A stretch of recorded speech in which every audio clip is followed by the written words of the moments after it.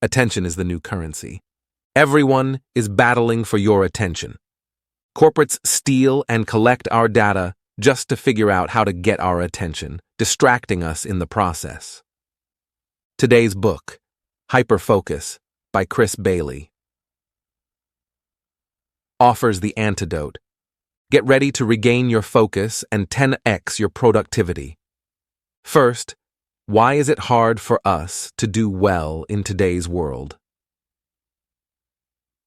Our brain's old habits of autopilot mode, limited attention span, and love for task shifting are not suited for the modern world, making it harder for us to focus and be productive. We'll look at 3 biological reasons our brains struggle today. 1. Autopilot mode. We often react without thinking, especially to new or exciting things. This helped our ancestors survive by quickly responding to danger or finding food. Now, it makes us easily distracted, especially by habits or simple tasks that don't need much thought. But this also means we can get sidetracked by new, tempting things around us or designed by companies to catch our attention. 2. Limited attention.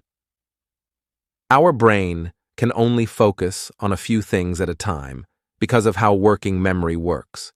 We can remember a small amount of information temporarily, which is crucial for focusing on tasks.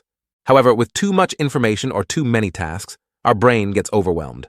This limitation was less of an issue in simpler times, but is a big problem in our information-rich world. 3. Love for task shifting. We enjoy switching between tasks because it feels good and productive, thanks to a dopamine boost we get from new activities. This tendency comes from our ancestors' need to quickly notice and react to changes in their environment. But today, switching tasks actually makes us less productive by making tasks take longer and increasing mistakes because our brains can't focus well on too many things at once.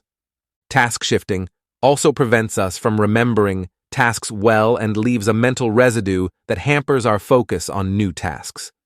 This next section shows how these challenges show up in our daily lives. We'll see how we often let our attention drift without choosing where to focus it, wasting time on things that don't matter much. Bailey suggests 2 main ways to keep track of your attention: the attention management matrix and the attention alarm. The attention management matrix. This tool helps sort your tasks into 4 types. Type 1, unnecessary tasks. These are unproductive and not enjoyable. They're often things we do to avoid more important tasks. Type 2, distracting tasks. Fun but unproductive tasks that waste a lot of time, like playing games on our phones. Type 3, necessary tasks. Important but unenjoyable tasks we have to do, like cleaning or attending meetings. Type 4, meaningful tasks. Both productive and enjoyable tasks that align with our life's goals. These are the tasks we should focus on more. Reviewing your matrix can show you how well you're managing your attention and highlight meaningful work you should be focusing on. While the attention alarm is setting, an alarm to go off every hour can remind you to check if you're focusing on what you really want to be doing. This helps improve your focus quality by making you more aware of distractions, quicker to notice when your mind wanders, and more deliberate in directing your attention. Tracking. Your attention can become a lifelong habit that continually improves your focus and productivity. Bailey suggests tracking not just with an alarm, but also noting patterns in your behavior, like when and why you check your phone, to better manage your distractions and focus on what truly matters. Now, we'll learn how to focus better for more productivity.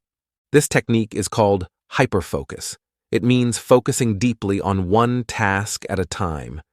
Doing this, we work within our brain's limits and avoid getting distracted. Focusing like this also helps us make fewer mistakes and remember our work better. Plus, It can lead to a flow state, where time flies because we're so into what we're doing. Hyperfocus is great for busy people and can be used at work and home to improve relationships and get more done.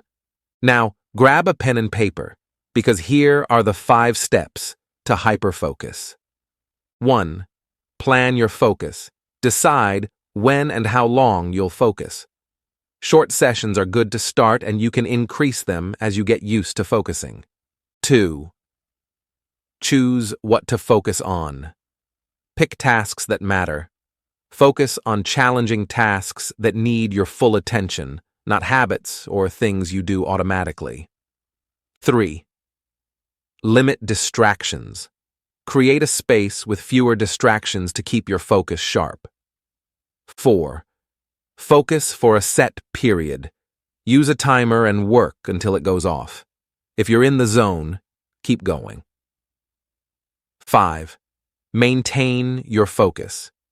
Keep your attention on the task, even when it's tough. Pick what to focus on. Choose tasks with a big impact. Think about the long-term effects of what you're focusing on. Set specific goals. Saying, "When I do X, I will do Y," helps make your plan clear. Set 3 main goals each day. This helps prioritize and ensures you focus on what's most important. Hyperfocus is not just for work. You can use it for personal life tasks and relationships, making each moment count more. Start with planning and picking the right tasks. Then work on keeping distractions away and maintaining your focus. This approach helps use your mental energy wisely and get more done. Hyperfocus means focusing on one thing for a long time. Distractions, or anything that pulls us away from our main goal, make hyperfocus hard. This next part explains why distractions are so tempting and how to handle them. So, why? Distractions are a big deal. We get distracted easily because of how our brains work. For example, working on a computer can distract us every 40 seconds. Our brains like new things, giving us a good feeling, dopamine, when we switch tasks or give in to distractions. Trying to save energy, our brain prefers easy, distracting activities over hard tasks. How to manage distractions. First, know your distractions. Understand what distracts you, both controllable and uncontrollable distractions. Second, handle uncontrollable distractions. For distractions you can't avoid, remember your main goal to get back to it quickly. For less pleasant distractions, it's easier to return to work. If the distraction is enjoyable, enjoy it, but remember to return to your task. Then, control what you can. Even uncontrollable distractions often have some aspect you can manage. Find creative ways to reduce their impact. Finally, prepare for controllable distractions. Before starting a task, remove possible distractions. This saves willpower and energy for the task at hand. Tips for limiting distractions. Plan your environment. Create a setting that minimizes distractions, making it easier to focus. Use techniques for both big and small tasks. Whether you're trying to deep focus or just reduce distractions for lighter tasks, use similar methods to control your environment. Assess the impact. Think about how being less available might affect your work and social life. Find a balance that keeps you productive without isolating you from colleagues. Meditation and mindfulness also help by boosting your working memory, making focusing easier. Here's a simple breakdown. Understanding meditation and mindfulness. Meditation means you focus on one thing, like breathing, and keep bringing your mind back when it wanders. While mindfulness means you're fully aware of what's happening in the moment, like feeling the water while washing dishes. Their benefits for hyperfocus are: they help you hold more information at once, making complex tasks easier. They reduce distractions. If you do get distracted, you can refocus quicker. They also increase productivity. You're better at planning and making decisions because you can think about more things without getting overwhelmed. Finally, they improve attention quality by enabling longer focus. Both practices train you to keep your attention where you want it. Quick refocusing. You notice distractions faster, so you get back on task quicker. And more deliberate attention. You get better at choosing where to focus your attention in daily life. Now for the incorporation into your daily life. For meditation, start with short daily sessions, focusing on your breath. Use apps for guided meditations if you find it helpful. For mindfulness, choose a daily routine task to be fully present in, noticing every aspect of the activity. Start small and be patient with your progress. Your mind will wander, but the key is gently bringing it back, not being harsh on yourself. Set specific times or triggers for your meditation or mindfulness practice to make it a habit. Let's move on now to how to keep your focus sharp. You need to bring your attention back to the task when distracted and stop your mind from wandering off. To prevent mind wandering, match tasks to your skills. Avoid boredom or stress by choosing tasks that match how skilled you are. If a task is too easy or hard, you'll lose focus. And do more important tasks. Focusing on important tasks keeps you engaged and stops your mind from wandering. If you find extra free time, look for more meaningful tasks to tackle. Sometimes letting your mind wander on purpose can be good. It can boost creativity, help plan for the future, and give your brain a rest. It's called intentional mind wandering.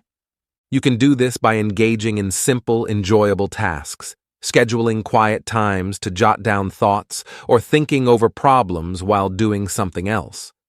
When and how to mind wander.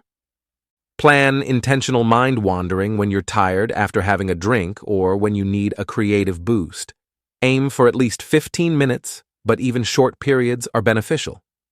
Schedule it regularly, especially if you focus intensely or rely on creativity. It balances out the energy used in focused sessions and keeps your mind sharp. Pick fun, easy activities like walking or crafting. These allow your mind to roam while keeping a bit of focus. If you struggle to find an activity, recall what you enjoyed as a kid. Those simple joys can be perfect for mind wandering.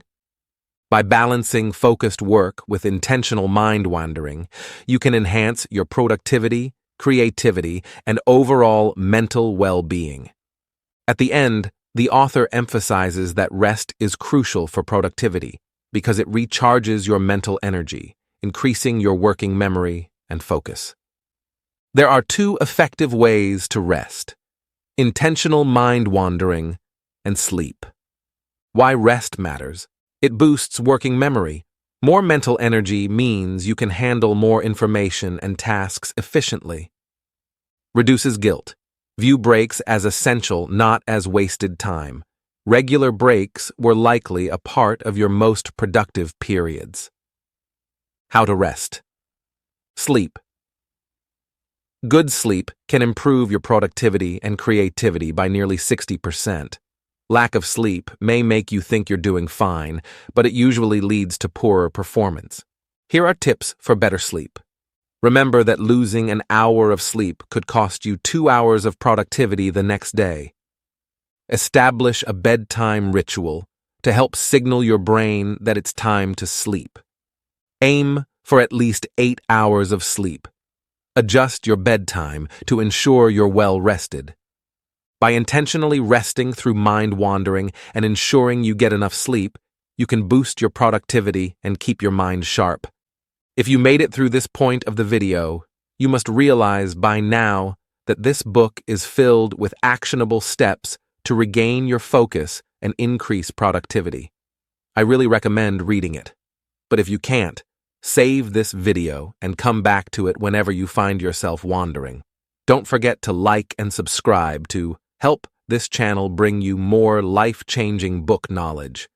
Check out our other videos on the screen and subscribe to Never miss out. Remember to like and share. Until next time, take care.